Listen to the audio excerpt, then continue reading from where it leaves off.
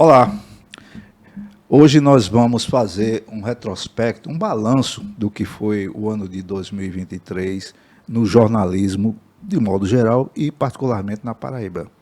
Para tanto, o Observatório de Debate vai contar hoje com a presença, ou com o auxílio luxuoso, como costumam dizer, né?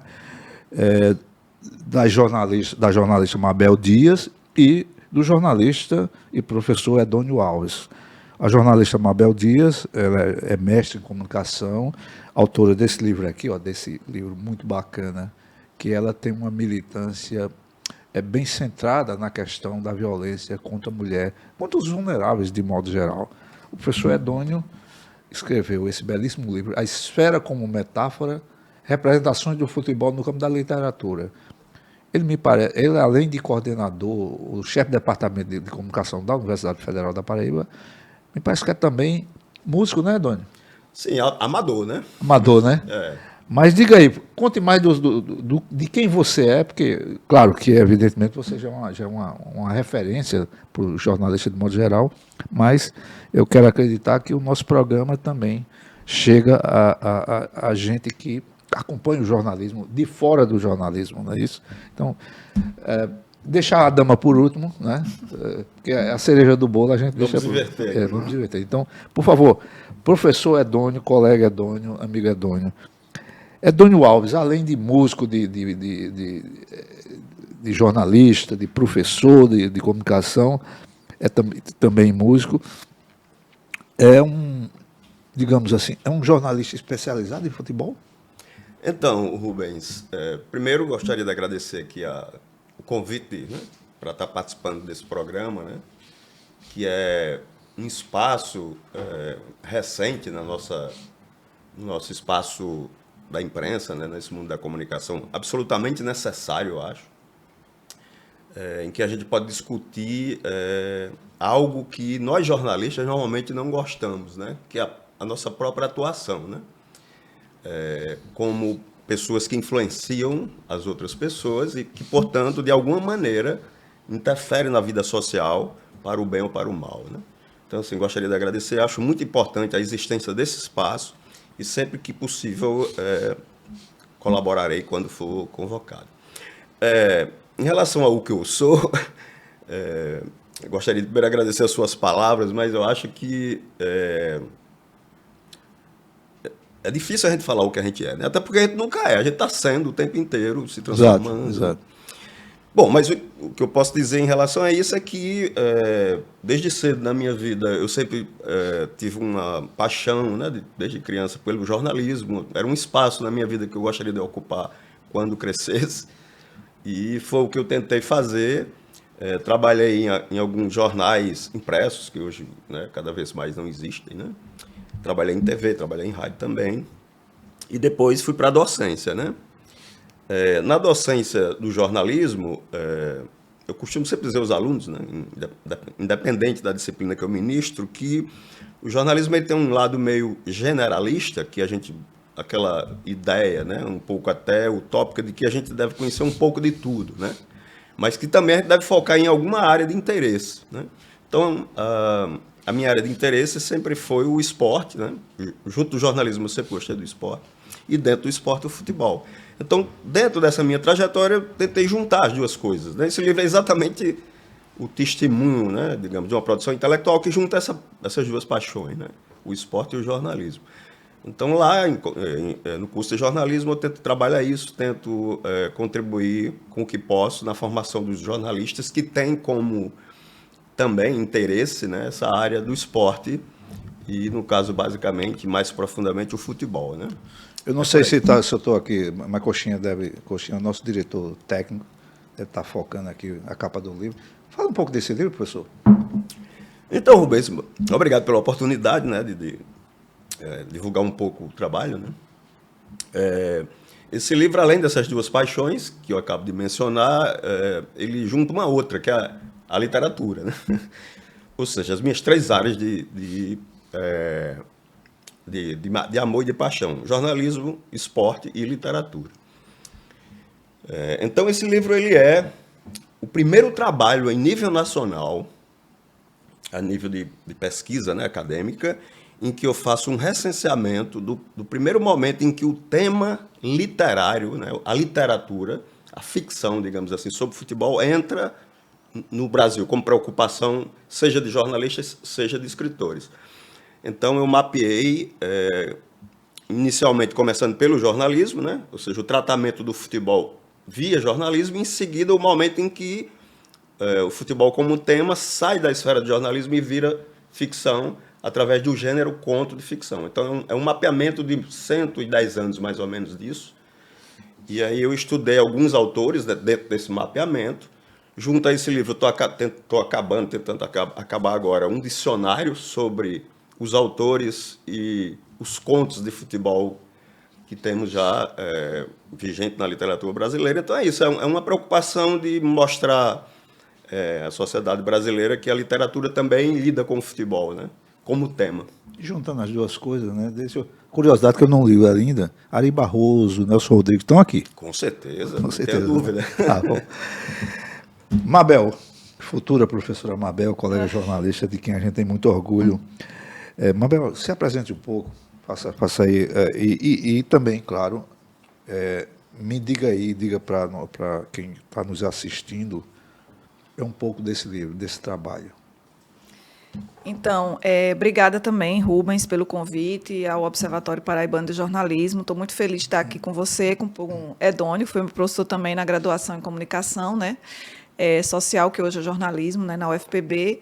E o livro ele é resultado da minha pesquisa do mestrado, que eu concluí ano passado, em 2022, né, na UFPB, e no programa de pós-graduação em comunicação.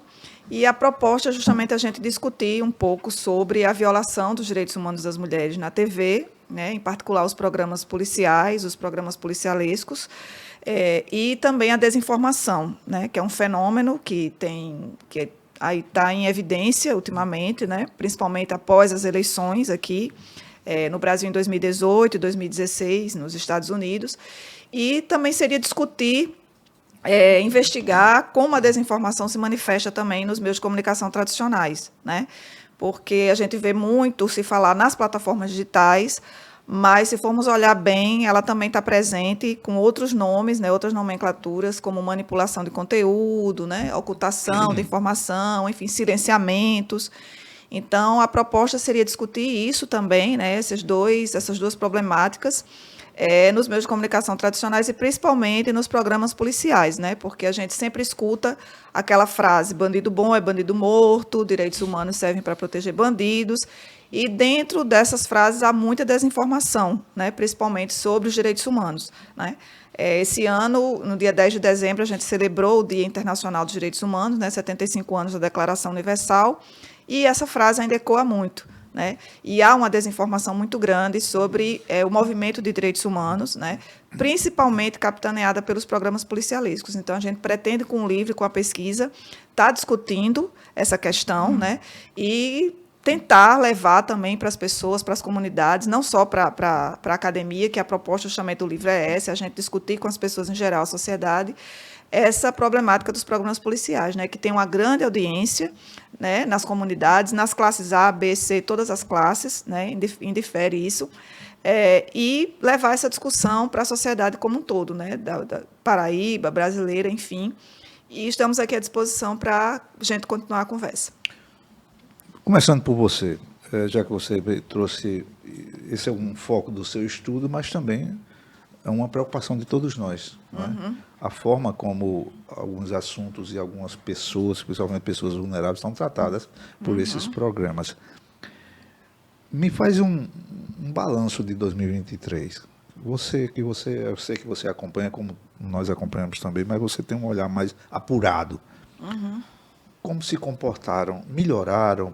Atenuaram? Como é? Porque nesse percurso houve também intervenções do Intervoz, do FINDAC, que são organismos né, da sociedade que tentam um certo controle social que, evidentemente, não se aplica né, nas emissoras né, de TV e rádio, mesmo que sejam concessões públicas. É bom sempre lembrar.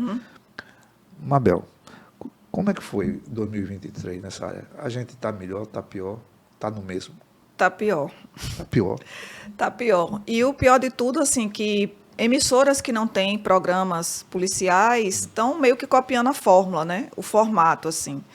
Porque justamente esses programas eles têm muita audiência, né? Porque eles juntam vários aspectos, né? Eles juntam o carisma do apresentador, aquela fala popularesca, eu não diria nem popular, porque não é uma comunicação popular, esse contato direto que eles têm com o público, né? Tanto nas redes sociais, quanto na TV também, aquela questão, alguns programas tiveram auditório, então o público ia lá, eles se colocam à disposição para resolver um problema, uma conta de água, uma conta de luz, comprar um bujão, essas coisas. Então, eles têm essa interatividade, né? De resolver problemas, né? Da população, principalmente a mais carente. Então, há uma grande audiência nisso. Então, os programas tradicionais telejornalísticos, eles acabaram meio que copiando a fórmula, a questão de sair da bancada, né, que os policialistas eles andam pelo espaço, né, tem aquele telão grande lá no estúdio. Então, tem todas essas características, né? Conversar com o povo, essa linguagem mais assim, mais popularesca, assim, eles estão adotando isso, né? E, apesar disso, apesar da fiscalização, do monitoramento que a gente faz, enquanto Intervoz, enquanto FINDAC, né, com o Ministério Público Federal, com o doutor Godoy, o próprio observatório também, mas a gente vê que tem piorado, principalmente em relação à questão da violência contra as mulheres, né? Quais são os públicos mais atacados, digamos assim, por esses programas? É a população negra, né, periférica, os jovens negros que são assassinados, a população LGBTQ, que está diminuindo muito justamente pela atuação do movimento social LGBTQIA+, e as mulheres ainda, porque a gente está numa crescente de casos de violência contra as mulheres, de feminicídio, e a forma como esses programas noticiam esses casos é muito preocupante, né? Como, por exemplo, culpabilizar a vítima, que eu trago isso um pouco também no meu livro, na minha pesquisa, né? Que foram algumas categorias que foram identificadas na análise do Alerta Nacional, né? Que esses programas eles são uma cópia, um copia o outro, né? São muito parecidos, com poucas diferenças, assim. O Aqui e Agora, né, que foi meio que... que foi digamos, o modelo, né, que começou em 1990. Importado, né? Importado lá da matriz. Exatamente. Então, assim, em relação às mulheres, a violência, culpabilizar as mulheres, né, expor as mulheres, as vítimas, né, tanto mulheres quanto adolescentes, também desinformar sobre os casos de violência, como, por exemplo, não informar que existe a Lei Maria da Penha, a ocultação da informação, a lei do feminicídio, que existem casas-abrigo, que existem centros de referência da mulher, né, que existem delegacias, e se não existe, cobrar do Estado a implementação desse tipo de informação, né? Por exemplo, alguns casos que eu analisei, tanto no Alerta Nacional como daqui, falando da Paraíba, em 2020, uma jovem foi assassinada em Poço José de Moura, a Pamela Bessa. Ela tinha só 25 anos e estava grávida de 5 meses, e foi assassinada pelo marido, né? E aí eu até escrevi um artigo sobre isso para o Seminário Internacional de Direitos Humanos, que teve na UFPB em 2021, e um apresentador de um programa desse aqui da Paraíba, no horário do meio-dia, esses programas têm uma grande audiência, a gente sabe que tem uma formação de opinião deles, né? E aí ele compara o caso do Whindersson Nunes, né? Ele mostra a imagem da moça, como se chama, na pedra, né? do necrotério, né? E ela grávida, e o marido lá fingindo que estava triste pela morte dela, ele sendo o assassino, e na hora de comentar esse caso, o apresentador faz uma comparação, porque havia o caso do Whindersson Nunes, da Luísa Sonza, dizendo que ela tinha traído ele, não sei o quê, ele faz em quem confiar, né? A mulher não pode nem confiar no marido, e ele não pode confiar nela, né? Porque houve uma traição, entendeu? Ou seja, dá a entender de que a moça foi assassinada porque havia traído o marido, né? E essa é uma justificativa, muitas vezes, usada pelo agressor para justificar o assassinato. Não, ela estava me traindo, isso, né? E isso é apenas um dos casos que a gente vê cotidianamente. Outro mais recente, agora em 2023, em outra emissora, o repórter, né, chega e vai até o local do crime, onde uma moça foi assassinada em Pedras de Fogo, né? E ela estava desaparecida já há alguns dias, houve a mobilização da família, a gente chegou a compartilhar a foto dela no grupo Movimento de Mulheres, enfim, para tentar localizá-la. E aí, nisso, Na hora de narrar o fato, ele vai até o local do crime e diz: olha, aqui está uma fedentina muito grande, está um mau cheiro muito grande, é um local insuportável, vou botar uma máscara, não sei o quê. Eu não sei em que isso é informação. Vocês que têm mais experiência, por favor, me digam. Eu não sei em que a população quer saber o cadáver, ver o cadáver. Ele também já mostrou cova, olha, aqui está enterrado fulano, aqui está enterrado cicrano, sabe? Eu fiquei imaginando a mãe dessa moça, que já estava desesperada pelo sumiço da filha, quase uma semana, se deparar com uma notícia dessa, uma imagem de mostrar o sangue, sabe? De mostrar o local que estava fedendo o corpo dela, entendeu? E isso foi ao ar ao meio-dia, sabe? Na hora que a gente está almoçando, muitas estão com a família, estão com os filhos, crianças que assistem esses programas, né? Então, isso é extremamente preocupante. E não há nenhuma atuação da direção da emissora para barrar esse tipo de questão, né? Porque muitas vezes se fala, não, mas isso é censura, né? Estão querendo censurar, estão querendo regular e etc. Mas acontece que aonde está a informação nisso, né? Porque se a emissora tivesse um código de ética, se a emissora tivesse um manual de como noticiar um caso de violência contra as mulheres, por exemplo, a gente não precisava estar atuando, né? E como Edônio falou, a gente está falando de algo que muitas vezes nós jornalistas não gostamos, né? De falar do nosso trabalho. E esse rapaz nem é jornalista, né? Ele é advogado, é formado em direito, nada contra, eu acho que não tem problema em relação a isso, embora eu dê preferência a quem é jornalista e tudo, mas a gente sabe que jornalista também pode cometer erro, não é a questão da formação que vai dizer que não, né? Tem muita gente aí, Caco Barcelos, por exemplo, não é formado, mas é um excelente jornalista, né? Mas a questão é o modo como está se divulgando esse tipo de questão, né? Como está se divulgando isso, né? Nessa mesma emissora foi entrevistado um agressor, né, de mulheres, né? E muitas vezes, nesses casos, essas matérias servem no processo, né, do caso do agressor para dizer, não, ele era um bom moço, ele era um bom rapaz, está vendo, ele está arrependido, né? Há toda uma instrução do advogado, olha, mostra que você está triste, isso, aquilo, outro, está entendendo? Então, isso é extremamente preocupante, né? E, a partir daí, a gente está pensando em algumas maneiras também, além da atuação do Intervoz e do FINDAC, como atuar em relação a essa mídia, né? Guarda um pouquinho do que vem fazer. Eu sei que você está ali formatando uma espécie de cartilha de procedimentos, né? Uhum. Mas agora vamos voltar aqui para o nosso Edônio. Edônio, a Paraíba, digamos assim, é Série C, né? Série C. Como é que dá para fazer jornalismo assim? Porque eu vejo e eu sinto isso, sabe? Programas esportivos em rádio. Me parece que foi um esforço assim, descomunal para promover o nosso futebol e não sai do canto. Me perdoe se eu estou sendo injusto. Me parece, você avalia assim, esses programas não deveriam focar, pelo menos abrir mais o leque para outros esportes, além de no próprio futebol, despertar o interesse dos clubes na formação de base, né? Sim. Porque o que eu vejo é o seguinte, passa-se um programa inteiro, às vezes eu ouço um pouco, falando de uma contratação de um jogador que às vezes é veterano. Uma vez eu mandei um recadinho para uma emissora que estava tratando disso, dizendo que o novo elenco do Belo era um museu de grandes novidades, como diria o velho Cazuza. Eu queria as tuas impressões neste ano que a gente teve realmente desempenhos decepcionantes dos nossos grandes clubes. Nosso futebol e o olhar da imprensa, principalmente, o olhar da imprensa esportiva ou da imprensa de modo geral aos esportes da Paraíba e ao futebol em particular, melhorou, piorou ou estamos na mesma? Então, Rubens, antes de responder especificamente a sua pergunta, eu queria só fazer um contraponto, porque depois da fala de Mabel aqui, né, que trata de algo muito mais importante do que o futebol na vida social, o Nelson Rodrigues... Aí eu discordo, né, porque futebol é peso, né? Então, o Nelson Rodrigues, que você sabe que era um grande frasista, né? Exato. Ele dizia o seguinte, das coisas menos importantes da vida, o futebol é mais importante. Exato. Então, eu vou pegar esse gancho para tratar de futebol diante de uma discussão muito mais relevante, eu diria, que é essa discussão e a modificação dessa realidade da qual Mabel tratou aqui, né, que é algo muito mais complicado. Mas voltemos ao futebol, porque também, né, precisamos, né, nos divertir. Né? O esporte é algo também que está ligado à educação, que é importante também para entender muita coisa, inclusive que tem a ver com essas questões que a Mabel trouxe. Mas vamos lá.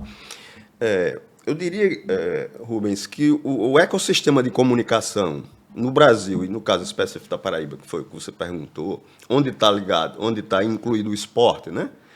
E mais precisamente o futebol, que é o que dá ibope, né, digamos, o que dá audiência, no caso da Paraíba principalmente, ainda é muito amador.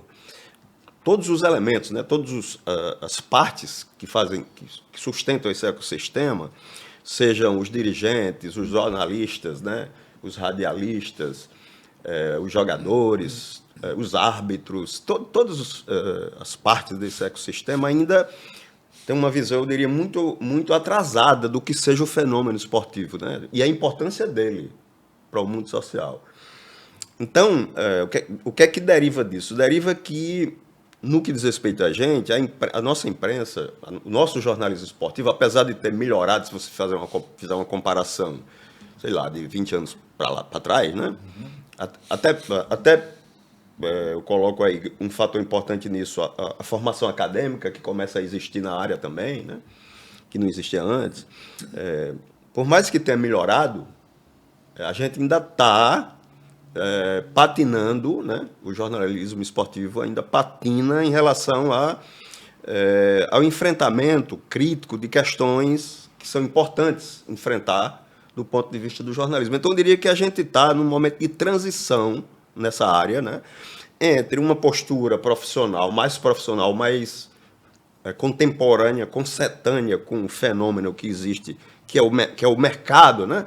Do esporte e mais ainda o mercado do futebol, a partir do surgimento de alguns jornalistas que uma formação melhor, né, que já estudam mais, que têm mais preparo, portanto, tem uma visão mais crítica, que consegue discutir questões que os outros não conseguem. Então, qual é o problema principal para mim, dentro desse momento de transição, né, crítico, digamos assim? É que nessas situações de embate entre o velho e o novo em qualquer área, né, você tem embates políticos que são complexos. Por exemplo, esse ano a gente teve no Almeidão um problema grave, eu acho que vocês acompanharam pelas redes sociais, de um dirigente do Botafogo que entrou nas cabines, né, de transmissão de um jogo, né, e saiu esculhambando com jornalistas, tal, dizendo que os jornalistas não apoiavam o clube, como se a imprensa fosse feita para apoiar o clube. Ela não é feita para isso, né? O jornalismo esportivo não é para isso. Mas o entendimento, é por isso que eu estou citando, né, o entendimento ainda é esse. É como se fosse assim, o jornalismo esportivo, ou os jornalistas, eles precisam apoiar os clubes, né? Entendeu? É como esse lado de lá espera que o papel da imprensa esportiva fosse apoiar, por exemplo, a imprensa de João Pessoa tem que apoiar os clubes de João Pessoa, a imprensa de Campinas, os clubes de Campinas. Não é essa a função do jornalismo, né? A função do jornalismo é noticiar os fatos jornalísticos daquela área. Se me permite uma parte. Mas é justamente isso que ocorre. Os programas ditos jornalísticos voltados para o futebol, em Campina Grande, é 13 Campinense. Sim. Aqui é Botafogo. Nem Auto Esporte existe Nem mais. eu lembro de um período em que, de determinada composição de uma emissora aqui, eu acho que era a Tabajara, que era a liderança desse. Sim. Eles tinham uma premiação para o melhor jogador, ou qualquer coisa assim. E era o melhor jogador do Botafogo. Não interessava com quem... por exemplo, se houvesse... O cara lá fez 9 gols no Botafogo do Dali, ele não recebia esse prêmio. É louco isso. Mas era desse jeito. Sim, e uma vez eu perguntei a um colega nosso, eu digo colega porque ele é uma pessoa bacana e tal. Mas porque assim, ele disse, porque tem que ser. Porque se a gente não defender, quem é que vai defender? Então, continua. Desculpa ter feito essa... Eu tenho uma pergunta para a Doni também, mas depois eu legal. faço. Mas bem lembrado o fato, porque, por exemplo, esse fato que eu estou citando, que houve lá no Almeidão, tem a ver com essa percepção mesmo. Por exemplo, esse dirigente, ele entende que as emissoras que cobrem o futebol da Paraíba, no caso de uma pessoa, precisam... independente da visão crítica ou não, precisa apoiar o Botafogo a qualquer custo. E não é isso a função. Então, por conta de alguns jornalistas que já estão com uma formação melhor, como eu falei para vocês, os caras resistiram, né? E isso rolou, virou uma polêmica nas redes sociais, vários... eu achei bonito uma coisa interessante, viu, Mabel? Que quando a coisa... inclusive, chegou até a agressão, né? Porque um dos diretores desse clube lá embaixo, tinha um repórter da CBN que estava lá embaixo, e o cara peitou o cara e quase agrediu. Ou seja, a coisa foi séria, não foi só apenas... Começou em cima lá, mas desceu lá para o campo. E foi complicado, tiveram que segurar as pessoas, é um negócio complicado.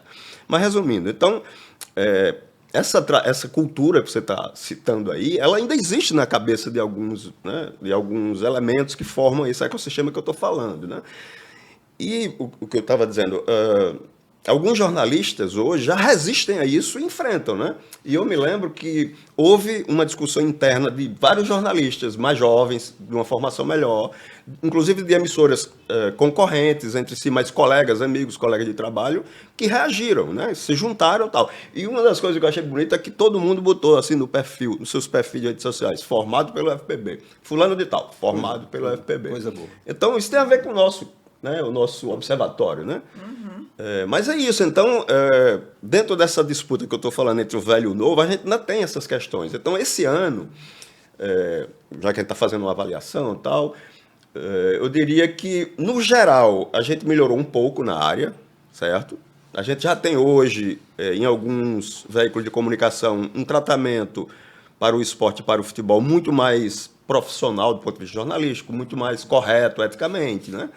Mas existe em outros meios, principalmente no rádio ainda, porque o rádio ainda tem uma galera que não tem formação específica na área e tal, e aí vem dessa cultura também. O que eu falei foi de rádio, né? Eu ainda não vi isso na TV.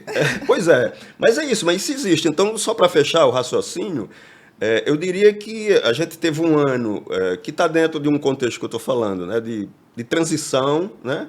Entre a percepção que os torcedores também têm, porque os torcedores também têm essa cultura na cabeça, né?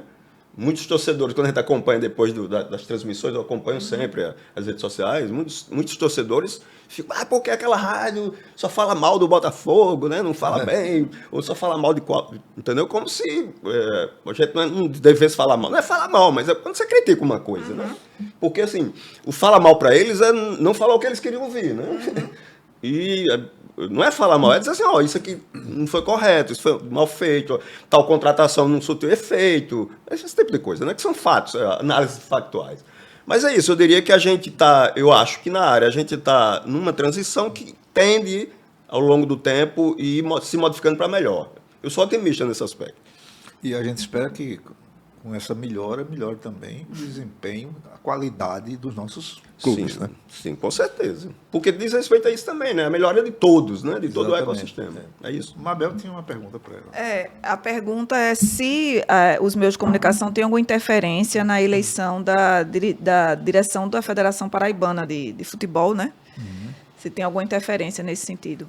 Não tem. Quer dizer, tem, né? Porque os meios de comunicação formam mentalidades, né? Formam opinião, né? Nesse sentido, sim. Eu digo assim, Mas diretamente, não. Diretamente, o que elege as federações são os clubes amadores e os profissionais. Esse é o universo votante, digamos assim, né? E o pior, com o mesmo peso, o que é absurdo, né? Então, é por isso... Na verdade, essa área política do futebol brasileiro é muito complexa, atrasadíssima. O futebol é um espaço muito atrasado em relação ao desenvolvimento social, digamos assim, né? Então, as práticas são muito complicadas. Então, você tem, digamos, a CBF que controla em algum nível as federações, e essas federações elas são eleitas com votos dos clubes amadores e dos clubes profissionais, com peso igual. Então, se você tem mais clubes... É óbvio que tem mais clubes amadores na cidade, né? Você tem menos votos dos clubes profissionais, que é o que, no fundo, faz, pelo menos na visão social, pela mídia, faz o esporte funcionar, né?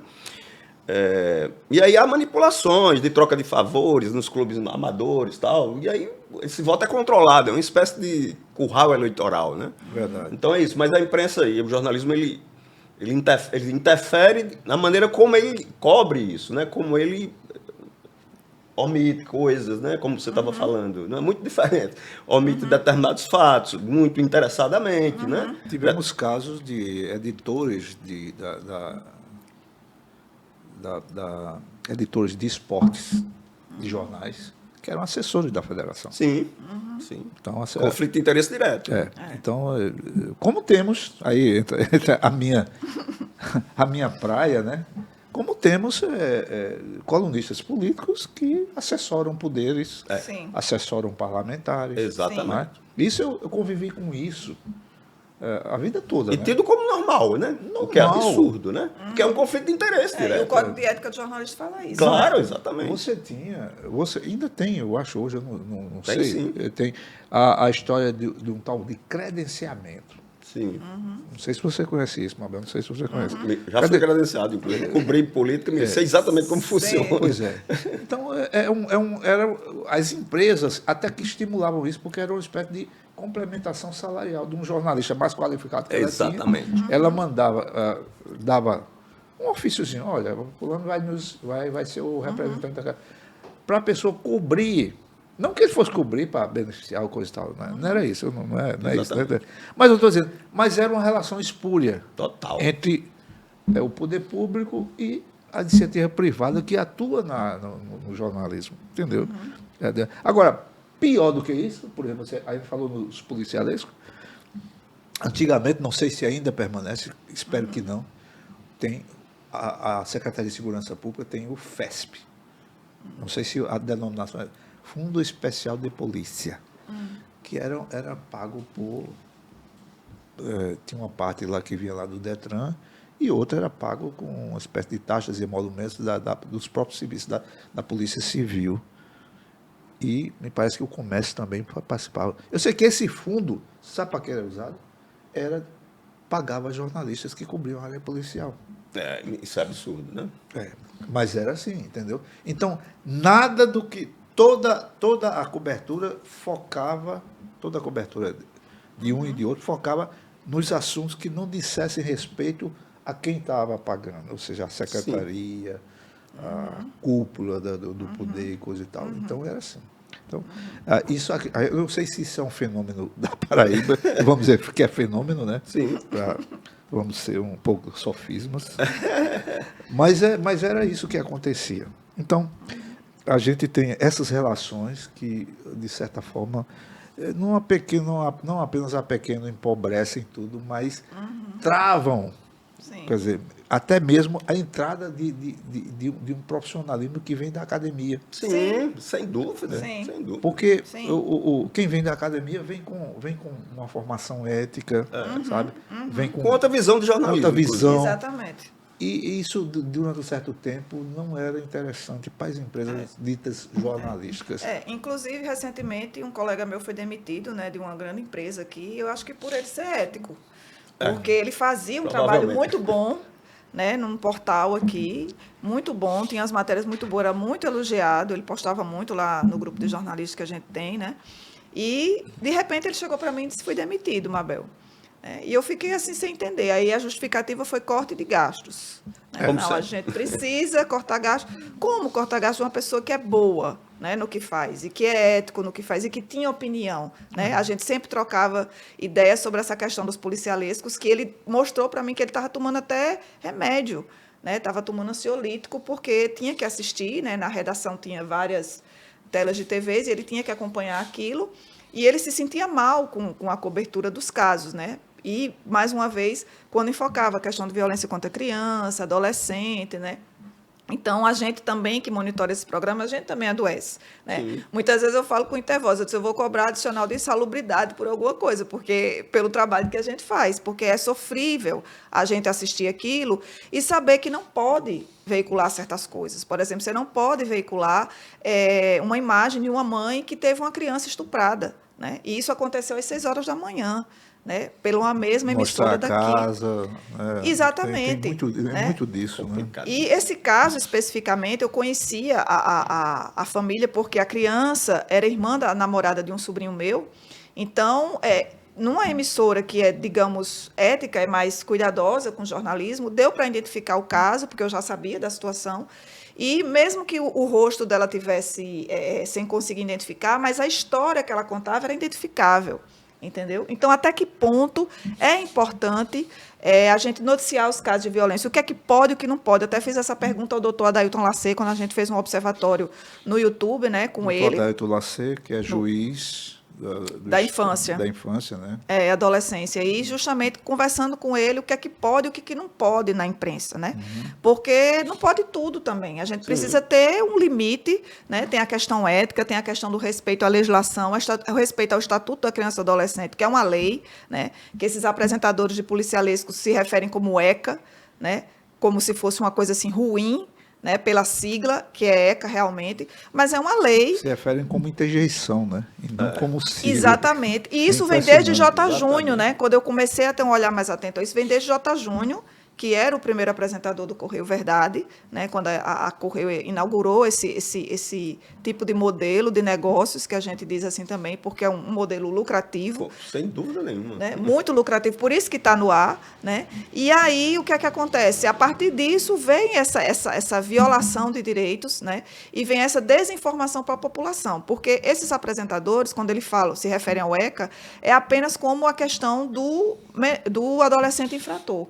Né, em conflito com a lei, e que não é só isso. Se você for ler o Estatuto da Criança e do Adolescente, ele traz várias garantias de direitos, vários benefícios para aquela criança e adolescente. Aliás, ele foi feito para isso, né? Para a proteção da infância e da adolescência. Exatamente, e isso é omitido. Isso é o principal, né, do negócio. Né? E aí o apresentador de um programa desses, né, ele falou justamente isso, assim, não, mas antes tinha o Estatuto do Menor, tinha o não sei o que do menor, alguma coisa assim, ele fala, que antes a punição era mais severa, ou seja, eles só falam nesse tipo de coisa, né? Há um reforço também nessa questão da punição, é o punitivismo, é o justiçamento, né? E muitas vezes, muitas dessas pessoas são mortas ou são torturadas sendo inocentes, como alguns casos que eu trago no livro também. Né? No interior de São Paulo, um rapaz estava sendo acusado, que tem a questão da suspeição, a presunção de inocência, etc. Tudo isso é desrespeitado por esses programas. E esse rapaz estava sendo acusado por um apresentador do Cidade Alerta, que é da Record, e de ser autor de um feminicídio no interior de São Paulo, numa cidade chamada Salto. Né? E foi exibido também a imagem dele, com o rosto distorcido, mas acabaram identificando e ele foi assassinado. Né? E depois provou-se que ele era inocente, ele não tinha matado essa mulher. Né? E o assassino estava solto. Inclusive, a gente tem casos assim, clamorosos, né? Desde a escola básica, mas tem muito mais, né? De você culpar sem apurar. Exatamente. Nós, digo nós como categoria, somos muito bons nisso, né? Eu digo isso, porque eu tenho um exemplo na minha vida pessoal e na minha vida, digamos, profissional de jornalista, né?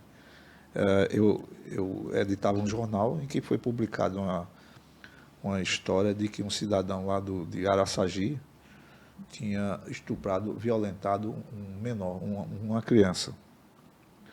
E esse rapaz quase era linchado na cidade, transferido para Guarabira, quase era linchado para Guarabira. À medida em que o jornal publicava e as rádios repercutiam, né, aquele caso, e no final a criança tinha sofrido um prolapso retal, não era nada de estupro, entendeu? Então, eu me sinto eu sempre conto isso como penitência, me penitenciando de ter cometido isso. Claro que você é editor do jornal, mas você não está ali todo, né? Porque você tem o editor, o subeditor. É todo um sistema. A responsabilidade né? do repórter, do repórter da sucursal, do correspondente. Mas é sempre a versão da polícia, que, por sua vez, já tem essa formação. Exatamente. De justiçamento, de punitivismo. E difícil você ver um branco de classe média abastada Com certeza. como Nunca vi. suspeito de alguma coisa dessa. Né? Teve um caso emblemático também que aconteceu, não me lembro o ano agora, mas envolveu a filha de um desembargador aqui da Paraíba. Ela tinha atropelado um casal na praia, né? E, enfim, foi detida, foi levada para a prisão e tudo, mas não teve o repórter de um policialista que enfiou o microfone na boca dela e diga agora. Não, a moça foi mostrada a imagem dela, o nome dela foi dito. O cuidado é outro, né? Exatamente. E nem deveria, nem mesmo nesse caso, não deveria, deveria. não deveria, mas é justamente isso que eu estou mostrando, o tratamento diferenciado. É bem Era uma diferenciado. moça branca, de classe média alta, pai desembargador, né? E o tratamento tem que ser igual com o preto da favela, tem que ser igual. Sim. Ele tem direito a não falar, ele tem direito ao silêncio, à presunção de inocência, mas esses programas já julgam, já condenam, já punem, já fazem tudo isso. E o pior de tudo é uma voz única, né? Que é uma voz só do policial. né? Quando a gente sabe, na imprensa, que a gente tem que ouvir vários lados, né? Para poder o telespectador, o ouvinte, tirar suas próprias conclusões, né? Esse programa mesmo que eu analisei, o Alerta Nacional, se você for ver, todos os entrevistados são policiais. Todos são policiais. Ou então é o repórter em stand-up, narrando a informação, e ele não está nem lá no fato. Ele não vai nem averiguar, não tem nem a checagem. Entendeu? Então, o programa de Siqueira não tem essa questão. Né? É um antijornalismo. Né? E tem várias discussões que os policialistas que a gente pode trazer. E que é muito preocupante. Eu acho que com as plataformas digitais tornou-se pior. Pior ainda. Com a internet tornou-se pior. Né? O fazer jornalista, a questão que você falou da apuração, né? É muito mais rápido. E outra coisa, se você tem um Instagram, você é lá jornalista, você é repórter, enfim, você publica aquela informação, o vídeo, na pressa de dar a informação, dar o furo, fulano deu primeiro, você não vai checar a informação. E aí, às vezes, você comete um erro, né? Um erro grave nesse sentido. Né? E com as plataformas tornou-se pior, e elas não estão interessadas em mudar essa situação, porque elas lucram com isso também. Porque você vai clicar, você vai compartilhar, e isso dá dinheiro para elas. Né? Professor Edônio, e a gente vê essa situação também na área que lhe diz respeito, como se também, de falta de apuração de fatos, não de falta, mas assim da apuração conveniente. Sim, claro. O jornalismo, por isso a importância de projetos como esse aqui, né? O jornalismo, cada vez mais ele se torna uma, digamos assim, uma atividade complexa nas sociedades complexas. E em decorrência das novas tecnologias, redes sociais e tal, em que cada vez mais as pessoas, cidadãos, também podem, entre aspas, fazer jornalismo, né, digamos assim, divulgar informações e tal.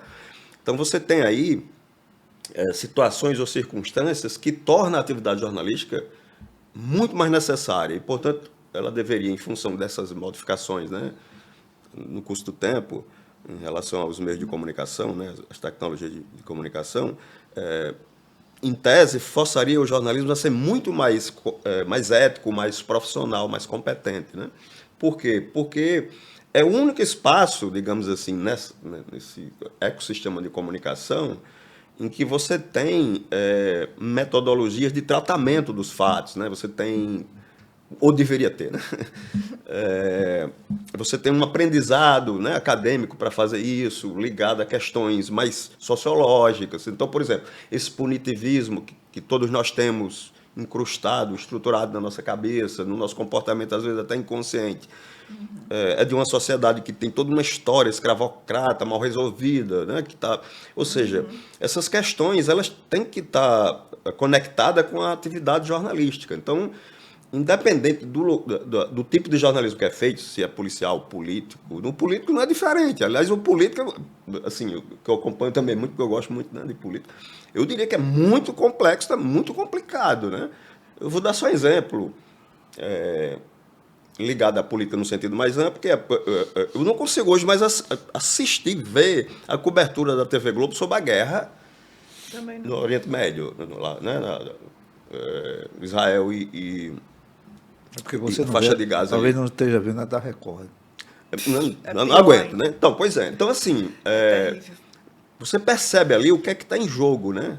Aquele discurso é um discurso único, específico, Exato. que defende um lado muito claramente, entendeu? Não disfarça e é insuportável. Então, eu não consigo ver aquilo como jornalismo, certo? Então, voltando para o esporte, né, que não é diferente também, né? Assim, você percebe que primeiro, a apuração é pouca às vezes, né? E nas rádios é pior ainda, porque você tem a mesma coisa. Você tem, no universo das rádios, que também várias figuras se acham jornalistas sem selo, né? No sentido que a gente está colocando aqui, porque também não teve formação para isso. Então, assim, se acham com a verdade, não determinadas questões que têm a ver com esporte, que seriam importantes, não apuram, aí dá notícia que está errada, depois, aí, claro, aí corrige. Ontem mesmo eu estava ouvindo um programa de rádio, o sujeito estava falando sobre o futebol feminino, né? terminou o futebol feminino local aqui, a temporada e tal, e parte das meninas que jogavam no VF4 foram jogar no futebol do Rio Grande do Norte. O pessoal do Botafogo, o pessoal do VF4 e tal, aí foram lá participar do campeonato local, aí ganhou, aí o cara dizendo, né? Aí foi muito legal porque as nossas meninas, ele estava falando sobre o ranking feminino que agora que está saindo, né? Dos clubes femininos, que não saía, novidade legal. Ele estava falando disso. Aí, para elogiar o futebol da Paraíba, feminino e tal, ele fala, poxa, isso é interessante, as meninas indo para lá e tal. Aí, nessa informação, ele disse que o ABC tinha sido campeão por causa das meninas, que tinham ido para lá, né? Das meninas do EVF4. É evidente que alguém no zap dele... Ou seja, o campeão não foi o ABC, não tinha sido o ABC. A galera que foi para o ABC foi a galera do Botafogo. Quer dizer, todas as informações estavam tudo errado que ele tinha acabado de dar, né? Eu assistindo, porque assim, a gente tem fé de ofício, eu achava que realmente, claro que eu ia atrás, mas aí ele mesmo, aí numa volta lá dos comerciais, aí ele pediu para corrigir, ainda bem que ele corrigiu, né? Porque alguém deve ter mandado no zap, rapaz, só para você ter uma ideia do que eu estou falando, uma coisa besta, mas não é besta, né? Não. Uma informação errada, equivocada. Tu imagina se ninguém tivesse corrigido, né? A galera toda, porra, o ABC ganhou porque entendeu? O mínimo que se pede é a O informação. mínimo, né, correta. cara? É o mínimo. Informação básica, Pois correta. e isso Pelo diz amor de respeito, tem a ver com uma série de outras questões do esporte que às vezes são mais graves, mais complicadas, né? Por exemplo, outro exemplo, teve um jogador que o Botafogo, nessas contratações para formar o elenco atual, contratou um cara, aí o cara, beleza, aí o cara não se apresentou, aí depois o cara disse que teve problema pessoal e que não ia vir para o Botafogo, aí passam 2 semanas, o cara foi contratado para o Campinense, né? Aí todo mundo, porra, aí qual é a notícia? Qual foi a notícia? Que o cara tinha dado um migué no Botafogo e tal. E aí divulgaram, sem apurar também, que foi isso, mas não tinha sido isso. E como eu estou lá dentro do Botafogo, o que aconteceu foi o seguinte, o cara, quando ele foi contratado, os caras passam por uma avaliação médica e tal, e o cara teve um problema de joelho, que o Botafogo avaliou que ia ser um problema e tal, aí deixou para lá, não quis mais o cara, certo? Beleza, aí o cara foi dispensado, né? Aí o Campinense contratou. Mas aí a imprensa esqueceu o principal. Não é que esqueceu, não apurou o principal. Deu como se tivesse sido um migué que o Campinense deu no Botafogo. Tu tá entendendo, não? Não tem nada a ver uma coisa com outra. Aí isso no mundo esportivo, né?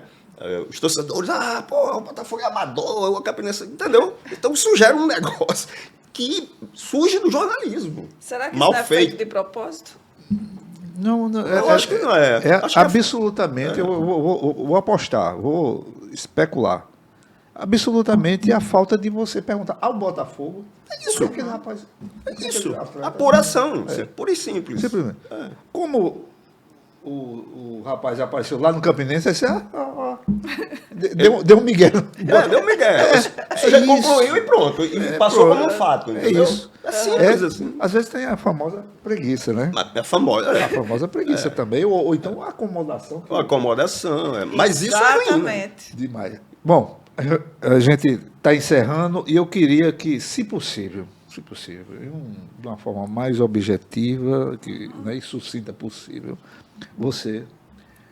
a gente falou do que foi ruim, mais ou menos, e pouco do que foi bom.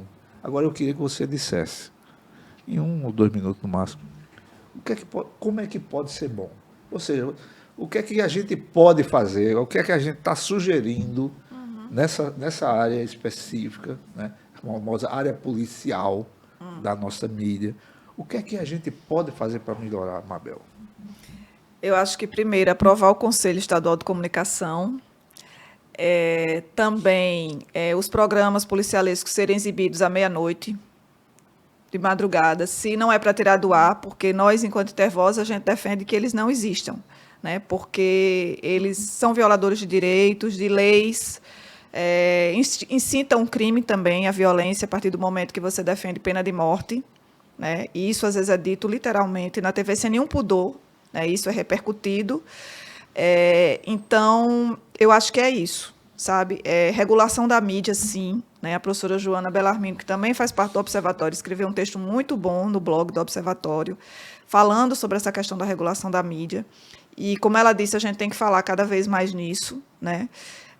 Liberdade de expressão não é liberdade de opressão, não é liberdade de você ter discurso de ódio. né, de incitar a violência. Então, eu acho que é isso. Sendo sucinta, são essas questões que acho que a gente precisa levar para 2024 e aprofundar cada vez mais. Muito obrigado, Mabel Dias, por sua participação neste 10º episódio da segunda temporada do Observatório Debate. A primeira foi de lives na pandemia. Essa a gente chegou no YouTube. Professor Edônio, na nossa área, digamos assim, o que é possível a gente fazer para melhorar? Digo, do ponto de vista do jornalismo que cobre a área esportiva. Então, Rubens, eu acho, como eu citei nas minhas falas anteriores, que essa melhora já está começando a existir, certo? Ela está em processo, digamos assim, né? Dentro de um contexto em que você tem esse novo no jornalismo tentando se implantar aos poucos, claro que muito insuficientemente ainda, mas numa luta cultural que é complexa com o velho, né? Que diz respeito a mentalidades, a atitudes, a percepções do fenômeno esportivo, como ele e vem sendo praticado historicamente e tal. O que eu posso dizer em relação a isso é que, por isso que eu falei que eu sou otimista, né? Porque assim, a gente já tem nesse meio, em alguns, principalmente na televisão, que é um pouco mais exigente, digamos assim. Não sei se é um pouco mais exigente, mas talvez até pela exposição maior, cobra mais dos seus profissionais em relação a isso, né? O rádio é ainda mais complicado, mas a gente já tem se implantando uma cultura de jornalismo esportivo bem melhor, em que é importante a crítica sobre o que está acontecendo, sobre os fatos, a análise crítica, que é necessária e fundamental no jornalismo, né? A apuração correta, né? Uma postura ética do jornalismo, quando ele erra também, dizer que errou, né? Em várias situações eu já vi isso acontecer. Então, assim, eu acho que a gente começa a ver um jornalismo esportivo um pouco melhor, claro que poderia ter avançado mais, mas eu sou otimista por esse aspecto, né? E nesse aspecto, nesse meu otimismo está aposta na formação universitária da área, né? E aí não é só no esportivo, né? No jornalismo no sentido mais geral, ou seja, que o meio empresarial compreenda em algum momento. Isso também tem a ver com o mercado, né? O mercado, quanto mais maior ou melhor, ele vai exigindo mais, né? Da área. Então, assim, nessa área da gente, né, mais ligada ao esporte, eu acho que a gente tende a melhorar, claro que muito lentamente, mas eu já vejo alguma melhora que eu acho importante ressaltar. Muito obrigado. A gente está encerrando. E agora eu gostaria de dar uma palavrinha sobre a cobertura e análise política do nosso jornalismo aqui na Paraíba, em relação ao fato da vida, a chamada vida pública da Paraíba. Incomoda-me um pouco como espectador, como ouvinte, né, e como leitor, né, a prevalência que persiste ao longo desse tempo da especulação, do rame-rame em torno dos fatos políticos. Nós temos aqui na Paraíba uma pleiade, como dizia antigamente, de analistas políticos que se dedicam quase que exclusivamente aos humores, né, às sensações dos nossos expoentes políticos. Então, passamos um ano todinho com fatos gravíssimos acontecendo, com expectativas de reversão de alguns fatos que foram herdados pelo novo governo, tá certo? Mas nada disso foi objeto dessa análise. Ao contrário, recentemente nós tivemos uma divulgação de dados que colocam a Paraíba como o estado mais desigual da federação, né? Em termos de a proporção entre ricos e pobres, aqui chega a de 1 para 19, ou seja, a menor renda do estado ela é 19 ou 20 vezes menor do que a maior renda. Isso é uma coisa catastrófica. Mas ao invés de discutir, de se aprofundar nas razões de até onde chegamos para isso, né, e por que chegamos para isso, não, mas se prefere, por exemplo, analisar a festa de filiação do prefeito Campina Grande, que vai ter ou não vai ter a presença de Romero Rodrigues. É uma coisa impressionante. Isso toma o tempo quase inteiro de programas de rádio de meio-dia, certo? Que são os de maior audiência, mas uma audiência cada vez mais decrescente. E eles não percebem que isso se deve ao fato de que está afugentando ouvintes que esperam ver tratados assuntos também de maior pertinência e de maior importância social e política e administrativa para o Estado. Tá certo? Então, é isso. Eu gostaria que os colegas refletissem um pouco sobre isso, e fica aqui essa minha expectativa, minha esperança e, sobretudo, o meu apelo para que em 2024, apesar de ser um ano eleitoral, que a gente volte a discutir os reais problemas da Paraíba, certo? E que a gente também não só discuta, não só aponte o que está errado, mas também aponte também possibilidades e alternativas de solução. Muito obrigado e até o ano que vem.